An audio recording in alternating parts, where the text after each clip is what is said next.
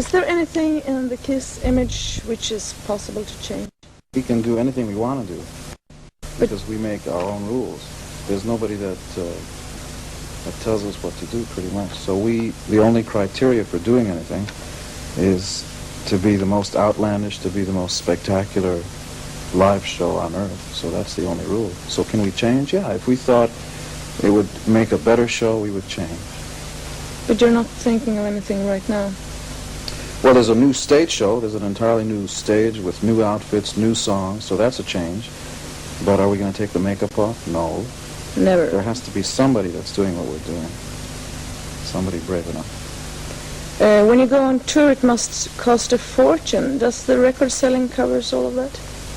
No, we borrow money all the time. We're not really concerned about that. You know, everybody has this idea that there's this big corporation in back of us. It's really nothing at all from the truth. There are really just four guys who started in New York City. We picked up guitars and started to play, and we were lucky enough to meet people that believed in the same thing.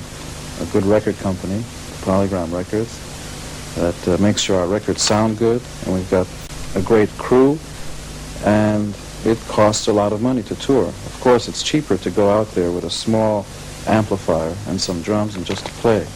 But that's not what Kiss is. Kiss has always been about, the only reason we've ever existed is really to be the greatest show on earth. And that's what we intend to continue doing. But in your business you also have other things like T-shirts and scarves and... Yeah, which now every band in the world does, from the Who to the Stones, so they learn their lessons well. Most of your audience, at least here in Sweden, are between 10 and 15 years old. Why do you think Kiss mostly have younger fans? Well, I don't know if we do. I think, does this make a lot of noise?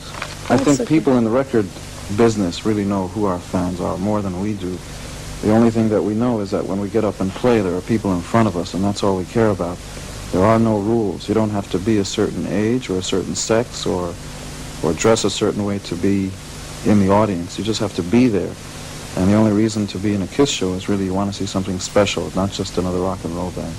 So who our fans are, I don't really know. I know that there are a lot of them, but how old they are and how many there are, I don't know. But you don't keep in contact with them and, you know... Not every one of them, because then we wouldn't have time to make records or to tour, of course. No, but there are a lot of youngsters dressing like you are and so on. We keep in touch. We correspond with certain fans that we trust, whose opinions we trust, that they don't try to flatter us by telling us that everything is great. And some fans tell us that some of the things we do is not that good. And that's very important, somebody who has an honest relationship with you. And we do have very close contact with our fans. In fact, I would venture to say that I could go to a club and talk with somebody, and only at the end of the conversation will they realize that I'm in Kiss. So I can ask them, hey, what do you think of the new record? And they wouldn't think, they wouldn't know that I was in the band. Is that one of the good things with being disguised? I think so, but also it's important to be able to be a regular person when I'm not like this.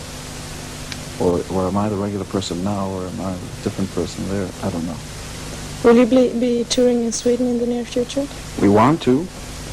You know, we have every plan of doing so. There are conversations now being held about that, but when that's going to happen, I don't know. We've got an American tour lined up in the next month and a half, lasting 100 shows, 100 cities, for 6 months. Then we have to go to Japan, Australia, and everybody here at our record company in Europe is trying to convince us to come here first before we go to Australia and Japan, and we'll see. We would like to anyway. Your video is called I Love It Loud. Is your music getting even heavier now? It seems so on your last album. Yes. It's going to continue getting heavier, louder, meaner. This is our 17th record, and we've done everything since we've begun, from ballads with violins to the loudest and the meanest rock and roll.